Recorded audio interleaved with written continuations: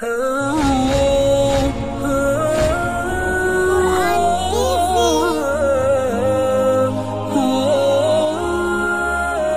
beberapa hukum yang ada di negara ini yang memang diambil dari hukum, misalnya dari Belanda, dari ini yang diterapkan, yang tidak diambil dari syariat Islam, dan itu diakui semuanya.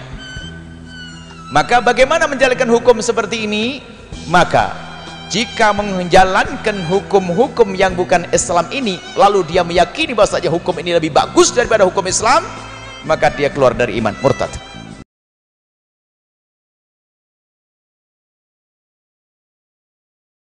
Bagaimana? Yang paling sederhana lagi, tetangga kita ini, kalau kita hidup dalam satu komplek itu misalnya, kiri kanan depan belakang pelihara anjing semua, misalnya menggonggong dalam waktu yang bersamaan, kita ini terganggu enggak? Artinya apa? Bahwa suara-suara, ya suara-suara ini, apapun suara itu ya, ini harus kita... Orang-orang yang mengentengkan alfadun lafat-lafat, kalimat-kalimat tukhrijuhum anil islami, mengeluarkan mereka dari Islam. Kalimat-kalimat menjadikan orang keluar dari Islam.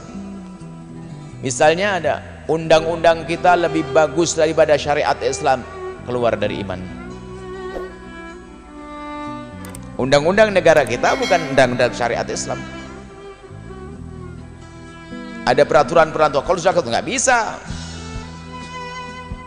Kalau kita mengatakan Pancasila tidak bertentangan dengan syariat Islam, adalah sah.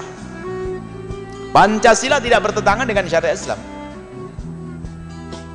itu sah, nggak ada masalah.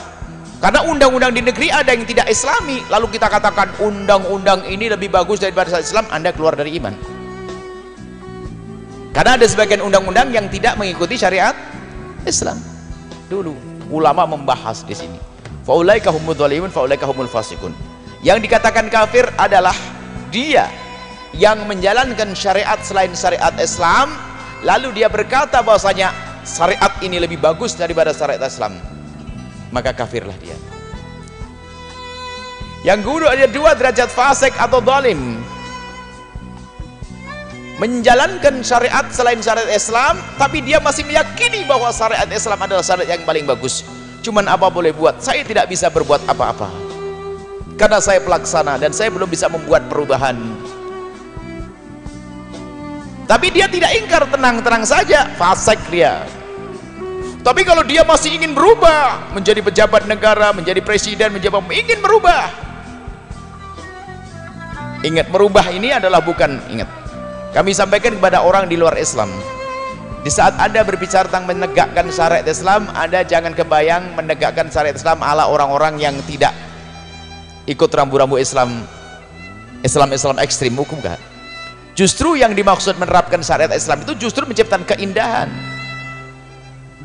Tadi yang kami sebutkan, kalau tetangga Nasrani sakit kita wajib ngasih obat, itu loh syariat Islam. Jangan Anda kaget orang Nasrani denger ini, wah syariat Islam, itu enggak. Anda tidak boleh dicaci juga dalam Islam. Bahkan Muslim pun tidak boleh mencaci Tuhannya orang lain, itu syariat Islam. Kita tidak boleh mencaci Tuhan apa yang dituhankan oleh agama lain, nggak boleh, itu syariat Islam. Anda sebagai seorang Nasrani, Hindu, Buddha boleh hidup berdampingan dengan orang Islam, itu syariat Islam. Tapi di saat mengganggu, ini babnya beda. Oh, jangankan ke orang Nasrani yang mengganggu, orang Islam saja kalau mengganggu orang Nasrani harus dihukum dia. Itu loh syariat Islam, supaya tidak salah memahami syariat Islam, supaya jangan lagi takut. Syariat Islam bukan yang ngebom, itu bukan. Syariat Islam bukan yang ngebom base, ngebom masjid, bukan itu. Syariat Islam adalah indah. Nah, ada beberapa hukum yang ada di negara ini yang memang diambil dari hukum, misalnya dari Belanda, dari ini yang diterapkan, yang tidak diambil dari syariat Islam, dan itu diakui semuanya. Maka bagaimana menjalankan hukum seperti ini? Maka jika menjalankan hukum-hukum yang bukan Islam ini, lalu dia meyakini bahwasanya hukum ini lebih bagus daripada hukum Islam, maka dia keluar dari iman, murtad. Faulaika humul kafirin. Tapi jika di antara mereka menjalankan hukum ini, tapi dia masih meyakini hukum Islam adalah hukum yang paling bagus, cuman dia memang tidak mampu, dan dia kok ogah-ogahan membuat perubahan, menikmati saja begitu, maka faulaika humul fasikun adh-dhalimun, mereka adalah orang fasik dan orang zalim.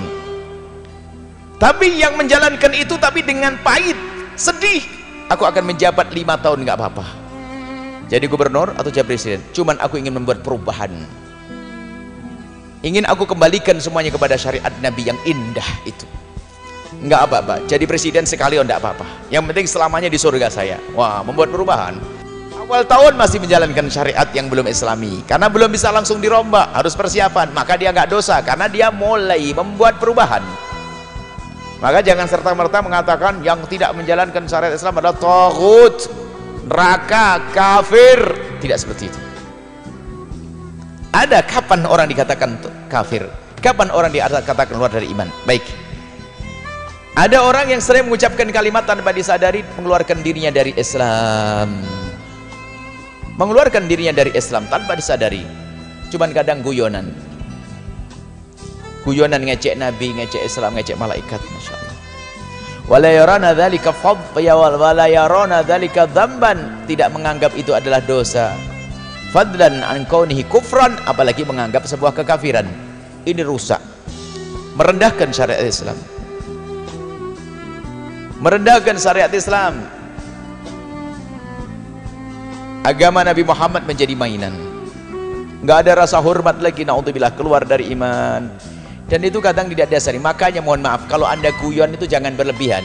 Kadang-kadang guyon itu kehabisan bekal yang dipakai jadikan bahan guyon adalah syariat. Sebabnya 3: murtad karena i'tiqad akidah, murtad karena ucapan, murtad karena perbuatan.